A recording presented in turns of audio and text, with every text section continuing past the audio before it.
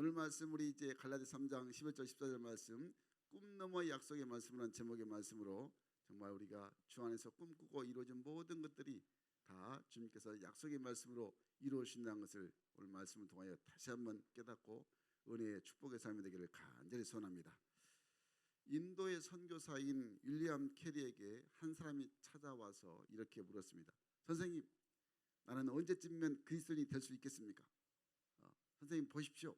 우리나라에는 종교를 위해 도 닦는 사람이 엄청나게 많이 있습니다. 저도 그 사람들처럼 몇 년 동안이나 도를 닦아야 그리스도인이 될 수 있습니까? 이렇게 윌리엄 캐리 목사님에게 물었습니다. 윌리엄 캐리 목사님이 아무런 대답도 하지 않으시고 초하고 성냥을 가져오셨습니다. 그리고 이 사람에게 말합니다. 성냥을 켜서 초에 불을 붙여 보십시오. 그래서 이 사람이 성냥을 켜서 초에 불을 붙였습니다. 그리고 목사님은 또 그에게 묻습니다. 그러면 이 초에 불이 붙은 것은 언제부터입니까? 라고 이 청년에게 물었습니다. 그러니까 아주 이 말도 안 되는 소리라는 그런 것처럼 이렇게 대답합니다. 아니 언제부터라뇨? 성냥불을 붙인 그 순간부터 이 불이 붙지요. 그렇게 대답을 했답니다. 그렇습니다. 여러분, 우리가 언제부터 그리스도인이 됐습니까? 라고 혹시 생각한다면 성냥불에 불을 붙인 순간부터 초가 불이 타듯이 예수를 믿는 즉시 우리는 그리스도인이 되었습니다. 예수 믿는 뭐 언제 돌을 닦아서 된 게 아니란 거죠. 예수 믿는 즉시 우리가 주님께로부터 십자가의 그 은혜로 죄 용서받고 성령을 받고 이제는 성령을 따라 사는 사람이 되었다는 것을 다시 한번 우리에게 일깨워주고 있는 것입니다. 여러분, 절대 타 종교, 늘 행위의 종교, 도를 닦듯이 선을 행하고 공적을 많이 쌓아야 그리스도인이 되는 것이 아닌 것입니다. 아멘이십니까? 우리가 예수를 믿고 그리스도인이 된 것은 오직 하나님의 은혜로 주어졌고 우리에게 귀한 놀라운 사랑이 넘쳐나게 풍성하게 역사하여 주셨다는 것입니다. 사랑 여러분, 우리가 그리스도인이 되었다는 것은 이미 하나님이 창세전에 약속하신 약속의 말씀을 따라서 하늘의 신령한 복을 우리에게 주셔서 우리가 그 복을 이미 받은 자임을 성경에서 말씀하고 있습니다. 이미 그래서 그리스도 안에서 하늘의 신령한 복을 우리에게 주셨다라고 말씀하고 있습니다. 그 복이 구체적으로 나타남이 아브라함을 부르심으로부터 하나님께서 한 민족을 택하사 아브라함을 부르심으로부터 그 하나님의 축복이 시작된 것입니다. 이제 아브라함의 복이 그리스도 예수 안에서 모든 이방인들에게 이르게 하기 위해서 우리 가운데 하나님께서 성령을 보내주셨습니다. 그래서 우리 안에 성령님을 통해서 예수님을 나의 구주로 믿고 하나님 자녀 되어서 그 기쁨 그 감사로 또 그 부르심의 놀라운 사명을 가지고 세상 가운데 우리가 늘 믿음으로 나아가서 하나님의 나라가 이루어지게 하시는 것입니다. 사랑 여러분, 그래서 우리 예수 믿는 특히 우리는 항상 어디를 가든지 하나님이 나를 부르셨다, 나는 위대한 사명자다, 이것을 항상 우리 마음에 새겨야 한다는 것입니다. 그 이유가 무엇일까요? 온 세상에 아브라함의 복이 임하도록 우리를 복의 통로로 부르셨기 때문인 것입니다. 그래서 우리 예수 믿는 우리 하나님의 자녀들은 우리는 항상 최고의 그 선망의 대상이 뭡니까? 오늘 말씀에 나오지만 아브라함의 복을 받는 것이 우리 예수 믿는 사람들이 다 선망하는 그런 복입니다. 그런데 그 아브라함의 복은 하나님의 약속의 말씀으로 주어진 것입니다. 그래서 오늘 우리에게 특히 먼저 우리 안에 이 아브라함의 복이 임하기 위해서 어떤 준비가 필요하냐, 우리 영적인 내면의 세계를 우리가 먼저 살펴봐야 하는 것입니다. 사도 바울은 오늘 갈라디아 교회 성도들에게 그들의 모습이 하나님이 원래 은혜로 부르셨고 그들을 사랑으로 늘 축복의 길로 인도하셨는데 그들은 어느 순간에 어리석은 모습, 어리석은 교회, 어리석은 신앙이 되었다고 갈라디아 교회 성도들에게 말하고 있습니다. 그래서 우리 내면의 지금 모습을, 내 자신의 모습을 살펴봐야 됩니다. 내가 얼마나 하나님 앞에서 바른 신앙의 모습인가, 아니면 그렇지 않고 세상과 타협하는 신앙인가, 내 자신을 잘 돌아봐야 됩니다. 우리 한번 닦겠습니다. 어리석은 교회, 어리석은 신앙. 어리석은 교회, 어리석은 신앙. 정말 이 소 제목처럼 절대 어리석은 교회, 어리석은 신앙이 되어서는 아니 된 것입니다. 오늘 본문 1절 2절 말씀 우리 함께 읽겠습니다. 시작. 어리석도다 갈라디아 사람들아, 예수 그리스도께서 십자가에 못 박히신 것이 너희 눈에 앞에 밝히 보이거늘 누가 너희를 꾀다냐? 내가 너희에게서 다만 이것을 알려 하노니 너희가 성령을 받은 것이 율법의 행위로냐 혹은 믿고 듣고 믿음으로냐. 아멘 아멘. 쉬운 성경을 보면 갈라디아 교회 성도들이 이 어리석음이 적나라하게 나타나고 있다는 것을 바울이 설명을 하고 있습니다. 1절 2절 말씀 보니까 갈라디아 여러분들은 예수 그리스도께서 십자가에 죽으셨다는 것을 분명히 알면서도 남에게 속았으니 어리석기 이를 데가 없습니다. 이 한 가지만 대답해 보세요. 여러분은 어떻게 성령 받았습니까? 율법을 지켜서 받았습니까? 아닙니다. 복음을 듣고 믿었기 때문에 받은 것입니다. 라고 쉬운 성경에 더 쉽게 풀이해 주었습니다. 여러분, 이 말이 갈라디아 교회 성도들의 그 어리석음이 구체적으로 어떻게 드러나는가를 우리에게 다시 한번 깨닫게 해주는데, 예를 들면 이렇습니다. 우리가 지금 이미 하나님의 자녀가 되었습니다. 예수 믿고 구원받은 하나님의 자녀가 되었습니다. 아멘이시죠? 그러니까 예수 믿고 구원받았을 때는 그 은혜에 힘입어서 항상 우리의 고백이 이렇습니다. 나 같은 죄인 구원해 주시니 참 감사합니다. 주님, 이제 내가 주님의 뜻대로 살겠습니다. 주님 인도하신 따라 늘 순종하며 살겠습니다. 이렇게 고백했는데 세상에 살다 보니까 또 주님께 고백한 대로 안 되거든요. 그래서 나도 모르게 세상과 타협합니다. 그래서 스스로 이제 답을 찾아갑니다. 그렇게 하나님 앞에 이렇게 고백합니다. 주님, 남들은 세상 살아가려면 예수 믿음으로만 안 된다고 해서 세상 반 예수 반 그렇게도 살아가는데, 주님, 그래도 나는 교회 안 떠나고 주일날이면 교회 꼬박꼬박 잘 나오는데 주님께서도 이 정도면 제가 잘 믿고 있다고 인정하지 않으십니까? 이렇게 스스로 내 자신을, 내가 그 신앙을 스스로 잘한 것처럼 내가 판단한다는 거죠. 바로 이런 모습이 오늘 본문에 나와 있는 갈라디아 교인들이 행함으로 의롭다함을 얻으려는 이 어리석음이 바로 바울이 얼마나 어리석은가를 3절 말씀에서 강력히 절대하고 있습니다. 3절 말씀 우리 쉬운 성경으로 한번 3절 읽겠습니다. 시작. 성령 안에서 살기 시작하다가 이제 와서 자기 힘으로 살려고 하니 다시 여러분은 참으로 어리석습니다. 아멘 아멘. 그러니까 한마디로 말하면 갈라디아 교인들이 은혜가 있을 때는 성령의 인도를 받았다가 은혜가 떨어지니까 내 힘으로 살려 한다니까 참 어리석은 것이다라고 말씀하고 있는 것입니다. 여러분, 하나님 자녀는 그래서 예수 믿고 구원받으면 항상 내 주관, 내 의지, 내 계획, 내 중심을 그걸 내가 내려놓지 않으면 안 되는 것입니다. 이렇게 살아서는 절대 안 되는 것입니다. 예전에 예수 몰랐을 때는 모든 것이 나 중심이었지만 이제 십자가의 은혜로 구원받는 자임을 내가 진심으로 고백하는 하나님의 자녀들은 하나님의 은혜가 되도록 나 중심에서 모든 것이 예수님 중심, 십자가 중심으로 완전히 변화되어야 한다는 것입니다. 크게 아멘하세요. 사랑 여러분, 이미 예수님께서 2000년 전에 인류의 모든 죄를 대속하시기 위해서 십자가에 못 박혀 죽으실 때 나도 거기에서 이미 죽었다는 것을 기억해야 하는 것입니다. 그래서 이제는 나를 위해서 죽으신 하나님의 아들을 믿는 그 믿음으로 사는 자가 우리 주님이 원하시는, 우리를 부르신 진정한 하나님의 사이라는 것을 우리에게 말씀하고 있는 거죠. 그래서 갈라디아서 2장 1절 말씀에 이렇게 말씀합니다. 우리 함께 읽겠습니다. 시작.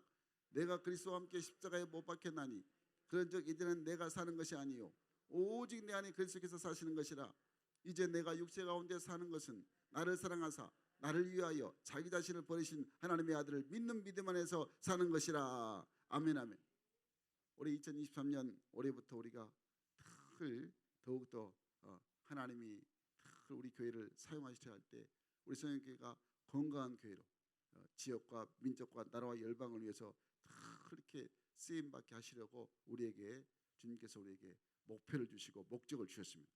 그 목적이 우리 모든 성령교회가 우리 성령교회 가족들이 이제 이 신앙이 항상 힘써 여호와를 아는 삶이 돼야 하는 것입니다. 그래서 목표가 늘 신앙의 기초 5가지를 하나하나 실천하도록 우리가 믿음으로 나아가는 것입니다. 그래서 그 말씀, 기도, 양육, 봉사, 전도, 이제 우리 5가지 실천 목표 중에 오늘이 이제 전도 마지막 이제 실천 목표를 제가 설명하고 있습니다. 여러분, 이 5가지를 세분화시켜서 가장 편하게 쉽게 또 기쁜 마음으로 하나하나 실천하다 보면 모든 성도들의 믿음이 정말 깜짝 놀라게 태산이 옮길 만한 그 믿음이 저절로 하나님께서 우리에게 허락하여 주신 것이죠. 그래서 믿음의 준비가 잘 되어 있으면 그냥 아브라함의 복이 저절로 우리에게 넘치도록 하나님께서 부어 주신 것입니다. 그래서 오늘 바울은 본문 그 1절 3절 말씀에서 갈라디아 교인들에게 어리석다 하는 이 말의 이유가 늘 성령의 역사를 저버리고 내 힘대로 내 뜻대로 살려는 그 육에 속한 자이기 때문에 어리석다는 말씀하고 있습니다. 사랑하는 여러분, 내가 지금 어리석은 모습입니까? 항상 자신에게 한번 물어보세요. 여러분 내면에 한번 신앙을 한번 되돌아보세요. 그러니까 내 힘으로 내 뜻대로 내 중심으로 지금까지 살려 했다면, 예수 믿고 구원받았어도 이 중심 내 중심이 됐다면 이미 사도 바울이 말한 것처럼 우리는 어리석은 자입니다. 어리석은 신앙을 가지고 있는 것입니다. 여러분 이 어리석은 자에게 절대 하나님의 축복이 임할 수가 없는 것입니다. 내가 깨어있고 어리석음에서 벗어나서 하나님 기뻐하는 사람으로 하나님 말씀으로 늘 우리가 준비되어 달려가야 한다는 것입니다.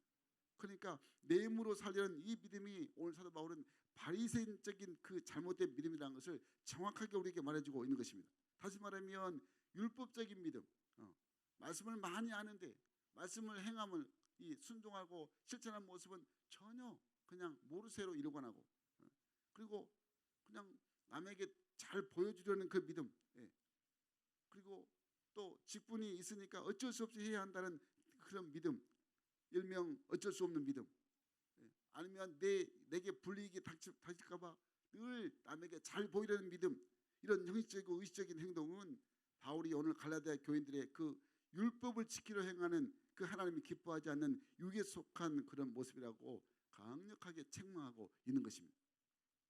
여러분 주님의 책망을 듣기보다는 오늘 하나님 말씀을 통해서 특히 이 시간 내가 특히 책망을 받는 것이, 그리고 정신 차리고 다시는 이제 특히 그냥 양다리 걸치지 않고 세상 반 교회 반 주님 반 이렇게 하면 안 되고 정말 주님만을 온전히 우리가 따르고 순종한 자가 되어야 하는 것입니다.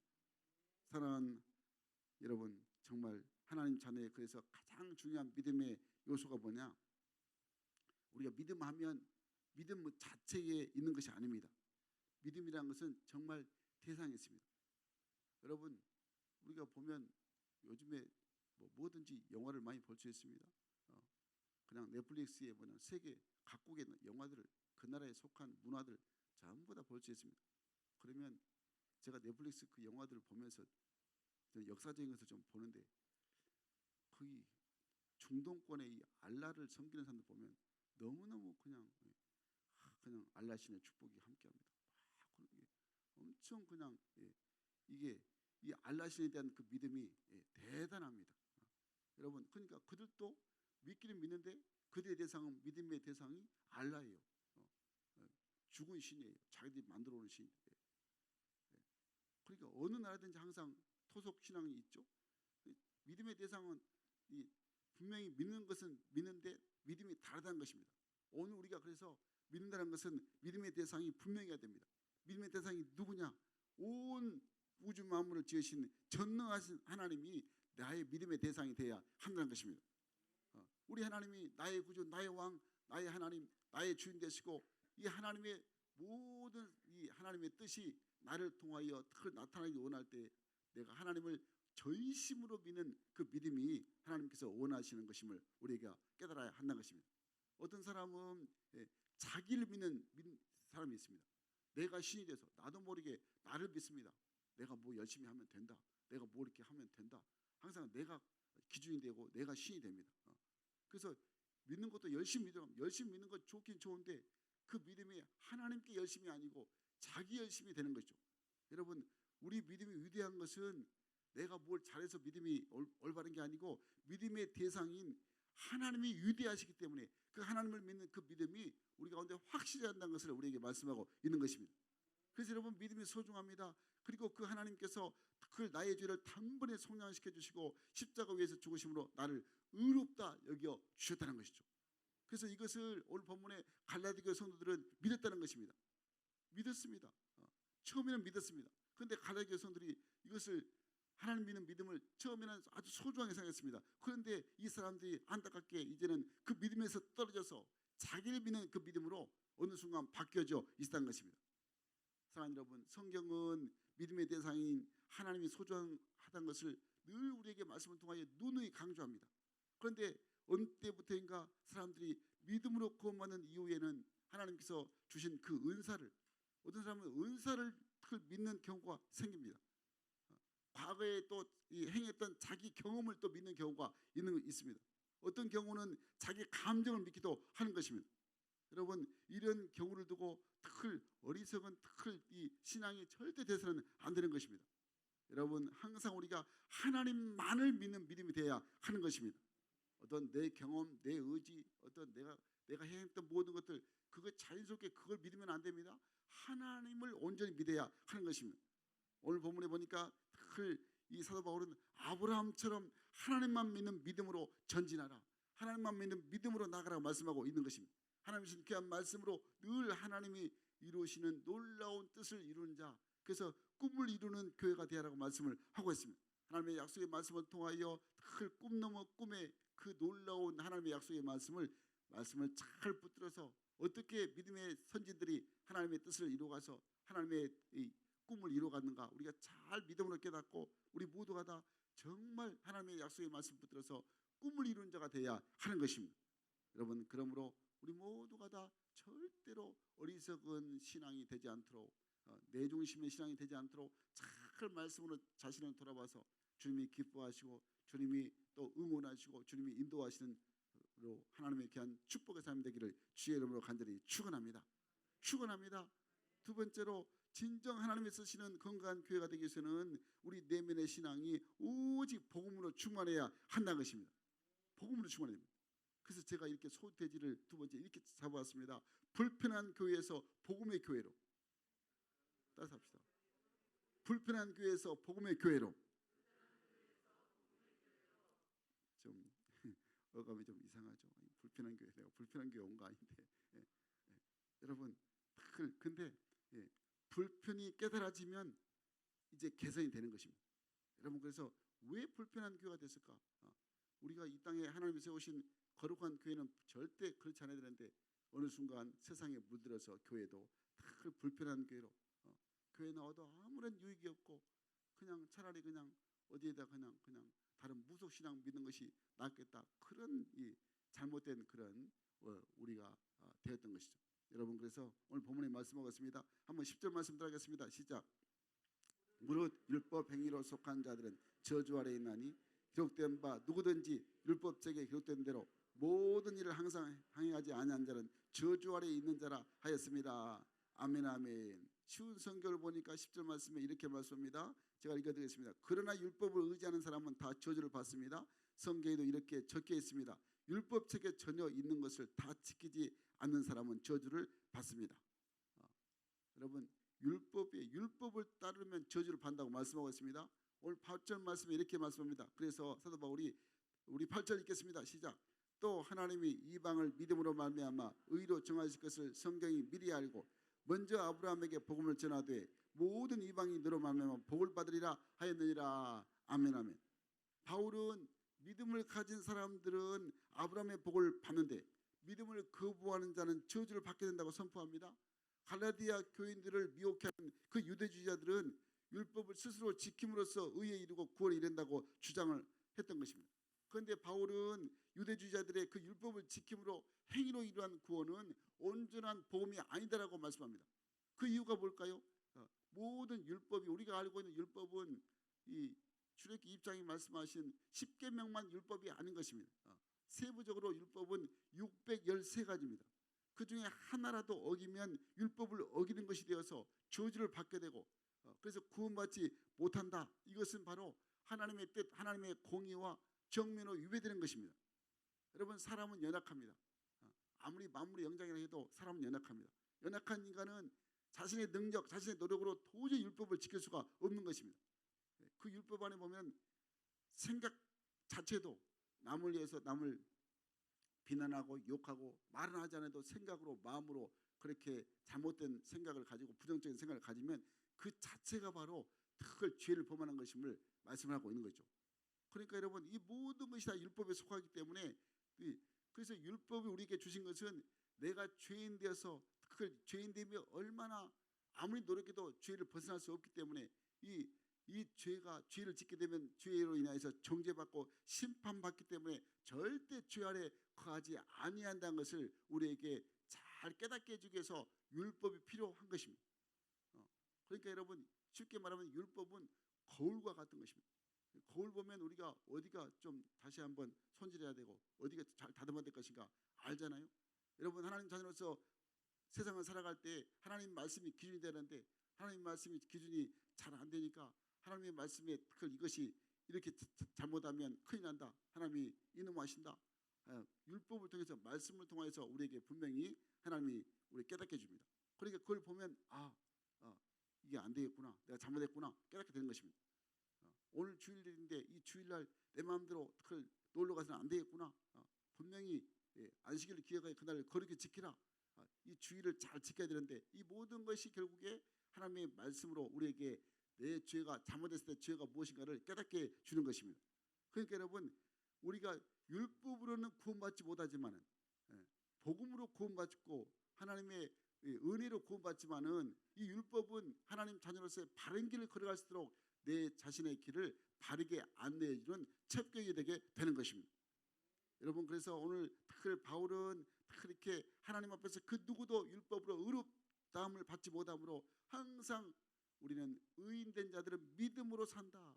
하나님의 은혜로 의인되었는데 그 의인된 자들은 오직 믿음으로 산다고 우리에게 말씀하고 있는 것입니다.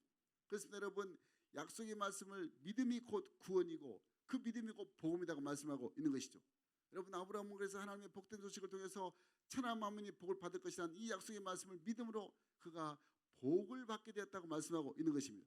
뿐만 아니라 아브라함의 믿음을 가진 자들은 이방인들도 다 모두가 다 내 안에서 복을 받게 된다고 말씀하고 있습니다. 복음을 통하여서 하나님의 말씀을 믿는 자들은 아브라함처럼 다 아브라함의 복을 받게 된다고 말씀하고 있는 것입니다. 그러면 여러분 교회는 항상 복음의 교회가 돼야 하는 것입니다. 교회는 복음을 전하는 교회가 돼야 하는 것입니다. 성도들은 늘 전도하는 성도가 돼야 하는 것입니다. 하나님이 가장 기뻐하시고 아브라함의 복을 받도록 특히 우리에게 하나님께서 기회를 주실 때 그 복을 복음을 통하여 받는 자가 돼야 하는 것입니다. 2021년 코로나가 한창일 때 우리 많은 사람들이 격리되고 또 이렇게 또 그렇게 마음을 터놓고 대화할 수 있는 그런 것도 다 막혀 있었죠. 그럴 때 정말 우리나라 최고의 베스트가 소설이 있었습니다. 그래서 2021년도에 최고의 베스트 그리고 또 한 해 동안 본 모든 소설 중에서 가장 많이 읽혀진 바로 책 작년 2022년에는 베스트셀러 4위 불편한 편의점. 불편한 편의점이 바로 정말 우리 한국 사람들이 제일 많이 읽었습니다. 그 소설 내용을 제가 잠깐 소개하자면 이 불편한 편의점 주인이 임영숙 여사입니다. 이분은 학교 교사를 이제 하고 정년 퇴임을 합니다. 그래서 Always 24시간 편의점을 운영합니다. 이분이 부산을 가려고 KTX를 탔는데 가지고 있는 가방 파우치를 잃어버립니다. 그때 어느 사람에게서 자기가 전화가 왔는데 자기가 그 파우치 가방을 주었다고 전화가 옵니다. 그가 바로 서울역의 노숙자였습니다. 서로 이 노숙자들이 이 파우치 가방을 빼앗으려고 하는데 이 노숙자는 이것을 또 자기 것도 아닌데 이 가방을 지키려고 노력합니다. 그래서 이 염여사가 이것을 보면서 참 고마워합니다. 엄청 가방을 안 뺏기려고 저들에게 이 노숙자들에게 두들겨 맞으면서도 가방을 끝내 지킵니다. 그러니까 편의점 주인 이 염여사가 정말 이 마음에 홀로 된 노숙자 된 이 사람을 참 좋게 봅니다. 그래서 이제 자기 편의점에 데리고 와서 노숙자들은 먹는 것이 시원찮으니까 마음껏 먹으러 갑니다. 매일매일 이렇게 와서 먹어도 된다. 배고플 때 와서 먹어도 된다. 그렇게 먹으라 하는데 이 사람이 늘 와서 먹기를 먹는데 새 것을 먹으라 해도 새 것을 먹지 않고 날짜 지난 폐기된 도시락을 먹습니다. 그래서 편의점 주인 이 염려사가 이 사람을 굉장히 깊게 관찰을 합니다. 다른 중년 남자들은 그렇게 참 막 욕심부리고 뭔가 있으면 자기 것만 가지려고 하는데 이 노숙자는 항상 다른 사람을 배려하고 비록 노숙자지만 상당히 매너가 있다고 생각합니다. 그래서 편의점 주인 이 염려사가 노숙자를 보통 사람은 편견을 가지고 보지만 이 염려사는 아주 특별하게 봅니다. 이 노숙자가 저도 이것을 읽다가 깨달았는데 말을 우리가 잘하지만 말을 안 하고 노숙 생활하면 말도 안 하면 말도 어눌해진답니다. 말도 잘 발음도 안 되고. 그래서 이 노숙자가 이 기억력도 상당히 떨어지고 그래서 이 알코올 중독이 됩니다. 술로 삽니다. 그런데 이런 노숙자를 이제 밤에 알바를 해나가고 그래서 편의점 주인 이 염려사님이 굉장히 대단한 편의를 호의를 베풉니다. 그리고 거기에다가 100만 원을 주면서 노숙자에게 이 노숙자 이름이 덕고입니다. 덕고에게 갑을 해주면서 지하철역에서 자지 말고 밤새우지 말고 쪽방 얻어서 편의점 잠을 자라 이렇게 섬겨줍니다. 단 조건이 있다. 술 먹으면 바로 해고된다. 근데 정말 이 노숙자가 알코올 중독자인데 또 근무 시간에 절대 술을 안 먹습니다. 주인된 이 염려사가 말합니다. 정 술 먹고 싶으면 옥수수 수염차를 먹어라. 옥수수 수염차. 그러니까 또 그렇게 또 말을 따릅니다.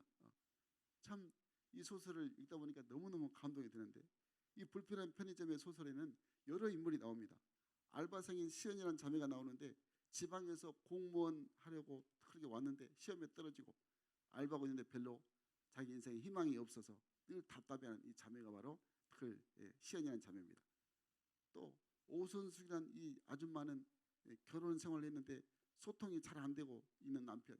그래서 집 나갔다가 이제 또 병 들어서 마누라 품에 들어왔는데 아내가 잔소리하니까 또 다시 나가버렸습니다.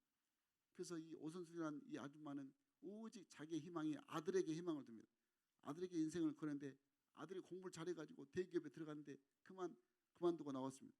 그래서 집에서 맨날 방 안에 들어가서 오락이나 하고 주식한다고 돈 날려버리고 또 무슨 영화 찍은다고 독립영화 찍은다고 그냥 탁 하면서 이런 아들이 정말 답답해하는 이 아줌마가 또 이 편의점에서 알바를 합니다. 경만이란 40대 중반의 이 사람은 그렇게 쌍둥이 둘을 따른 딸을 둔 또 셀러리맨입니다. 일명 참새 방앗간이라고 또 말해줍니다. 그래서 이 사람은 몇 년째 연봉이 그대로입니다. 그러니까 이스나만한 그런 회사원 같아요. 회사에서 나가라 그냥 연봉 그대로 딱 묶여 있으면 그냥 나가라는 신호인데 그냥 전혀 생각 없이 그냥 무조건 그냥 회사 나갑니다. 그래서 또 딸들하고 쌍둥이 딸도 대화도 안 됩니다. 그래서 특히 딸들한테는 은따라고 은따 은근히 따돌림 당하고 집에서는 아내한테 그렇게 또 됐다 완전히 대놓고 따돌림 당하고 회사에서는 아예 그냥 왕따는 아시죠? 저도 됐다 은따는 여기서 처음 알았습니다. 그러니까 회사 마치고 집에 가기 전에 딱 올웨이스 편의점 이 불편한 편의점 들려가지고 이 경만이라는 사람이 야외 테이블 의자에서 혼자 참참참을 먹는 시간이 가장 행복하고 자유로운 시간인 것입니다. 참참참이 보면 저도 처음 알았어요. 참깨라면, 라면 참깨라면에다가 참치김밥 그리고 술, 참이슬 그래서 참참참입니다. 그리고 또 보면 그렇게 이 JS라고 하는데 편의점에 다양한 사람들이 그냥 옵니다. 근데 보면은 이 사람은 저녁 8시만 되면 꼭 와서 그냥 자기 화풀이를 이 편의점에 다 합니다. 그래서 이 편의점에서 막 욕하고 그러면 그래서 이 JS가 뭘까 한참 읽다 보니까 JS가 약자들하고 진상이구나. 진상. 이렇게 늘 이런 사람들이 모인 곳이 이 편의점이었어요. 이 편의점에서 알바하고 하루하루 힘겹게 살아가는데 편의점 주인이 노숙자인 이 덕고에게 늘 알바를 시켜주고 편의점 물품을 잘 정리정돈하게 하고 또 물건 바코드 입력하는 이 포스기 사용법을 또 가르쳐 주는데 그것도 또 자신은 이제 안 되니까 시연이라는 이 자매에게 이 시연이라는 자매는 공무원 시험 보는데 원래 일본어학과를 나와가지고 공무원 준비하는데 아주 그냥 가르치는데 상당히 또 은사가 있습니다. 그래서 편의점 포스기를 또 사용하는 법을 잘 이렇게 가르쳐 주니까 이 노숙자 덕구가 그냥 항상 들었던 말이 있어가지고 요즘 시대는 그걸 잘하면 유튜브에 올리면 많은 사람들이 또 보니까 굉장히 도움이 된다는 거죠. 그래서 유튜브에 올렸는데 편의점을 또 여러 개 가지고 있는 한 사람이 사장이 이 포수기 이렇게 사용법을 잘 가르쳐준 이 자매를 편의점 이제 점장으로 내가 시켜주겠다 스카우트를 합니다. 그래서 점점 이 편의점의 이 알바의 사람들이 점점 이제 환경이 달라집니다.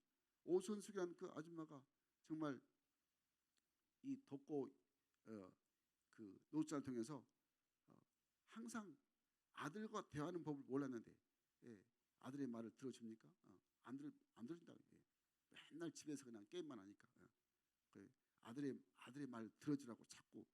그래서 아예 그냥 삼각김밥을 가지고 아들에 다가가서 그렇게 또 노숙자의 말대로 이렇게 말하니까 아들이 또 마음을 열고 이제 치유가 됩니다. 쌍둥이 2딸만 있는 이 바로 이 경만 씨도 독고 노숙자를 통해서 참새 방안에서 탈출해서 진짜 큰 행복한 가정을 이룹니다. 그런데 이 노숙자 독고가 누구였느냐?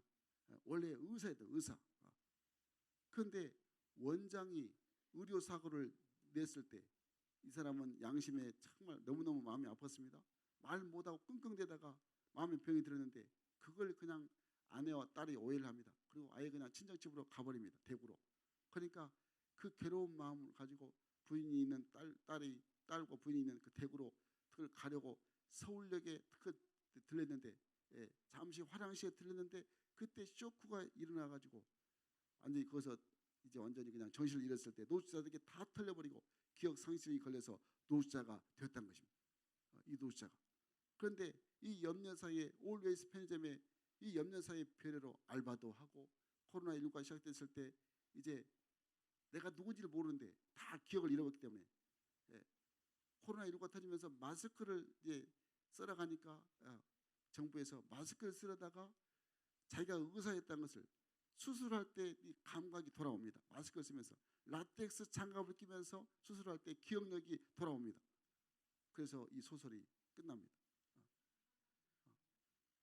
저는 이 소설을 읽으면서 참 왜 베스트 소설이 되는가를 인기가 있는가를 제가 알게 됐습니다. 결국에 이 모든 이 불편한 편의점에 진짜 이름은 원래 Always 24시간 편의점인데 항상 있는 편의점인데 불편한 편의점으로 특히 이 소설이 이렇게 된 것은 정말 우리 인생의 모든 모습을 보여주는 소설이라는 거죠. 그런데 불편한 편의점의 이 책 소설 이야기가 결국에 읽어보니까 남의 이야기 아니고 바로 우리 이야기, 내 이야기라는 것입니다. 우리가 이렇게 좀 힘든 세상을 살고 있다는 것입니다. 여러분 우리가 영적으로 한번 되돌아보면 왜 많은 사람들이 인생을 이처럼 방황하고 살까? 왜 힘든 인생을 살까? 여러분 답은 딱 하나입니다. 하나님을 떠나서 그렇습니다. 모든 근원은 하나님을 떠나서 그것도 내 마음대로 내 뜻대로 살아가니까 그렇게 된다는 것입니다. 그런데 우리 여기서 희망을 발견할 수 있는 것은 편의점 주인인 이 염려사님이 어렵게 알바로 일하는 분들 배려해주고 도와주면서 그곳에서 많은 변화가 일어나게 된다는 것입니다. 읽어보니까 감사하게도 이 편의점 주인 염려사님은 교회 권사님이셨어요. 그렇구나. 교회 권사님이니까 이 알바생들에게 인정받고 또 많은 사랑을 베푸면서 살았던 거죠. 저는 이 책을 읽으면서 이 땅의 교회도 이렇게 변화되어져야 됐다고 생각이 들었습니다. 그러니까 제가 불편한 교회라고 제가 제목을 잡는 것은 처음에 누구나 교회에 올 때는 좀 불편할 수 있습니다. 손님으로 오기 때문에 불편한 점이 많이 있습니다. 어색한 점이 많이 있습니다. 그런데 불편할지라도 특히 우리가 먼저 믿는 우리가 점점 특히 이 염려사님처럼 그렇게 주님의 사랑으로 배려하고 관심을 가지고 섬겨주고 베풀어주고 특히 나누면 정말 회복되고 또 변화되는 행복한 교회가 되게 된다는 것입니다. 우리가 그래서 진짜 특히 이 불편한 교회가 진정한 복음의 행복한 교회가 되도록 해야 한다는 것입니다. 여러분 이것이 바로 참 복음의 선한 능력이라는 것을 제가 책을 읽으면서 깨달았습니다. 여러분 하나님 나라가 세워지는 것이 바로 이 모습이 되어야 됩니다. 우리가 입술로도 전도하지만 우리 삶으로 하나님의 살아계심을 진정한 교회가 세상의 희망이라는 것을 보여줘야 되는 것입니다. 나 혼자 그냥 예배드리고 와서 그냥 할렐루야 하고 그냥 집에 돌아가고 그냥 현장으로 사회 현장으로 돌아간 게 삶의 현장으로 돌아간 게 그게 중요한 게 아니고 내가 믿고 말씀으로 믿고 그 은혜를 받았으면 그 말씀의 은혜가 내 삶 가운데 흘러넘쳐서 늘 나 때문에 늘 힘들었던 사람이 또 세상 때문에 힘들었던 사람들이 나 때문에 행복해지고 항상 희망을 찾고 기쁨을 찾고 감사를 찾고 회복하는 그런 하나님의 자녀가 되는 그런 믿음을 가져야 하는 것입니다. 여러분 그래서 그걸 경만하듯이 거기 보니까 늘 하루 유일한 행복이 참참참 시간이었는데 퇴근 후에 그냥 참치라면 참치김밥 참이슬로 그냥 자기를 위로했는데 이 책을 읽으면서 저는 이렇게 생각해 봤습니다. 정말 우리 교회 와서 예수님 만나면 이제 참참참이 받게 되겠구나. 정말 그래서 참사랑 예수 참사랑으로 그리고 예수님 만나면 또 참평안이 임하게 되고 진짜 참 행복이 임하구나. 그래서 나는 참참참이 참사랑 참평안 참행복으로 예수 만나면 이런 교회가 되어야 될 줄 믿습니다. 사랑하는 여러분 참 행복을 누리고 있는 우리 예수 믿는 우리들이 불편한 세상에서 갈 길 잃은 저들을 우리가 초청해서 진짜 저들의 인생을 행복한 길로 인도해야 하는 것입니다. 우리 교회가 그 세상에서 정말 희망을 주는 건강한 교회가 되어야 한다는 것입니다. 이런 사람이 행복 모임으로 그렇게 세상에서 정말 힘들어하는 사람들이 이 희망을 잃어버린 사람들이 그 교회에 왔을 때 정말 우리 건강한 교회의 모습을 통해서 다시금 회복되는 그런 아름다운 우리가 믿음을 가져야 하는 것입니다. 그래서 우리가 전도 111 특히 이것이 중요합니다. 하루 한 명 전도, 하루 한 명 전도. 하루 한 명은 여러분 누구를 만난지 간에 여러분 예수 믿으시라고 입술로 그냥 선포하시기 바랍니다. 입술로 듣든지 안 듣든지 여러분 만나는 사람이 엘리베이터에서 만나고 학교에서 만나고 직장에서 만나고 어디 뭐 운동장에서 만나고 예수 믿으십니까? 교회 다니십니까? 예수 믿어보시라고 너무 좋다고 항상 그 하루 한 명 내가 복음을 선포하고 그리고 내가 특히 한 주에 한 명 내가 교회로 인도하고 그리고 한 달에 한 명 정착시키는 거 그게 바로 전도 111입니다. 여러분 이렇게 내가 복음으로 무장했을 때 복음이 인생을 살린다는 것입니다. 복음이 세상을 살리고 복음이 사람을 살리고 이 복음이 가정을 살리고 이 복음이 약속의 말씀을 믿음을 통해서 하나님의 나라가 임하게 축복하여 주신 것입니다. 여러분 우리가 그렇게 선망하던 이 아브라함의 복이 너를 통해서 모든 민족이 복을 받을 것이다. 이 말씀이 실현되게 되는 것입니다. 여러분 그러므로 정말 불편한 교회에서 진정한 복음의 교회로 행복을 주는 교회로 우리 교회가 더욱더 충만해지기를 주의 이름으로 간절히 축원합니다. 축원합니다. 마지막으로 늘 꿈 넘어 약속의 말씀이 성취되는 것이 무엇입니까? 구원 얻는 믿음이 성령의 약속임을 우리가 그 이루는 기름을 마음에 깊이 새겨야 한다는 것입니다. 따라하겠습니다. 구원 얻는 믿음이 성령의 약속이다.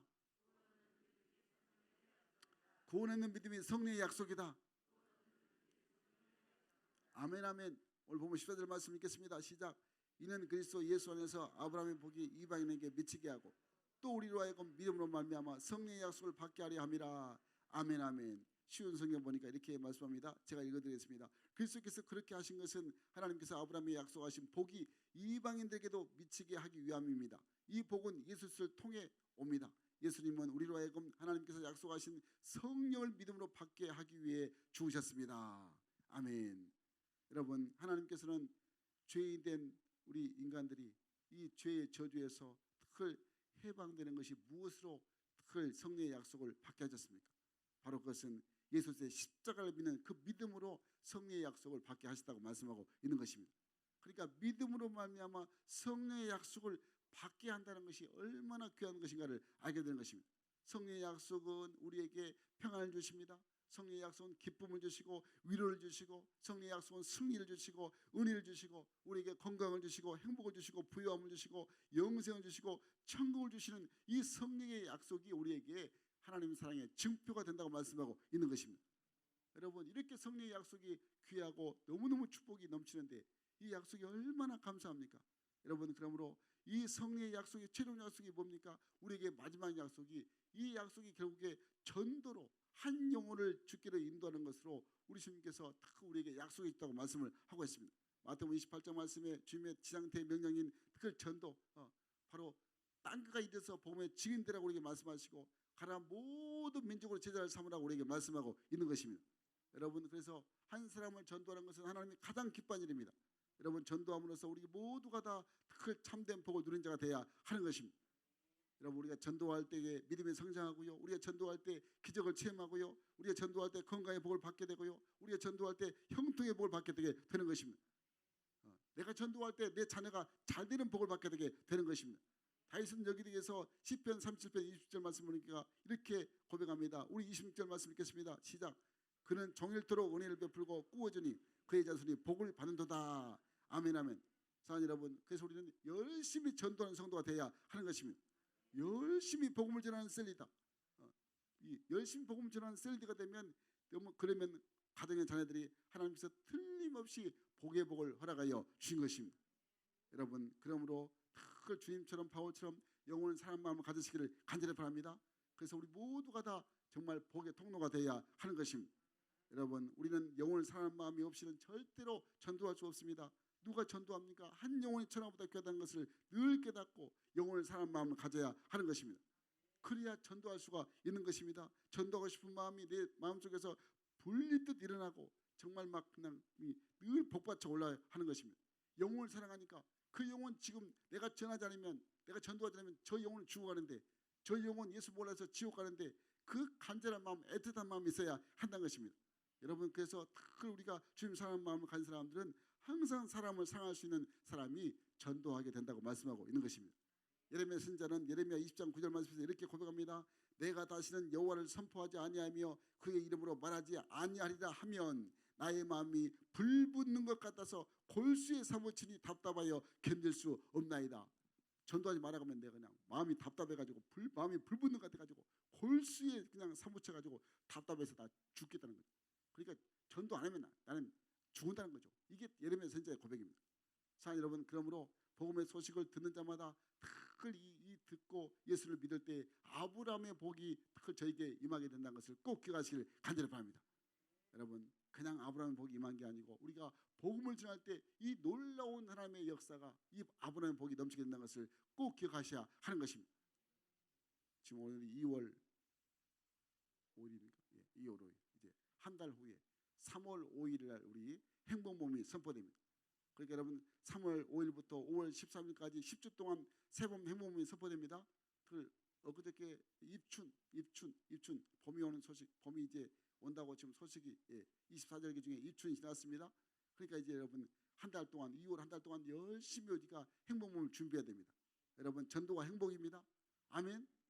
복음 전한 자가 특히 아브라함의 복을 누리게 되는 것입니다. 지금부터 행복몸을 준비하시길 간절히 바랍니다. 바로 우리 집부터, 내 집부터, 우리 사업도에서, 우리 학교에서 행복 모임을 선포하시기를 간절히 바랍니다. 또 함께하는 팀원들을 위해서 늘 기도하시기를 간절히 바랍니다. 행복 모임이 선포되면 수많은 사람들이 우리 성령교회로 몰려와서 정말 예수 만나서 인생 행복을 누리는 아브라함의 복을 받는 복된 교회가 되게 된다는 것을 꼭 기억하셔야 하는 것입니다.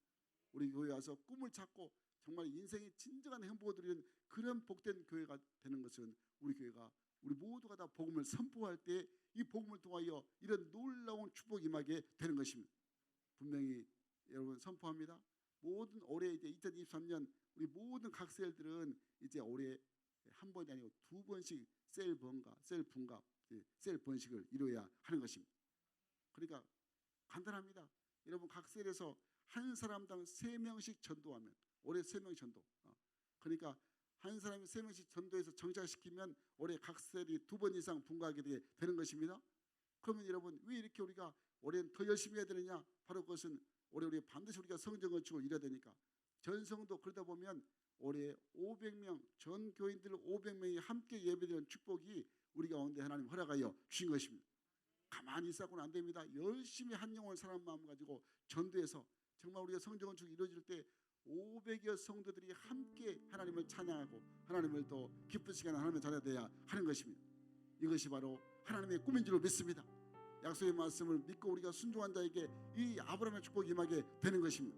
그럼 우리 모두가 다 특히 이방인들이 예수 그리스도의 복음을 통해서 참으로 행복을 누리고 우리가 하나님의 뜻을 이루어가는 복된 교회가 되고 건강한 교회, 건강한 성도, 건강한 셀 되어서 정말 올해 정말 우리의 꿈이, 하나님의 꿈이 이루어지는 복된 성교회가 되기를 주의 이름으로 간절히 축원합니다. 축원합니다.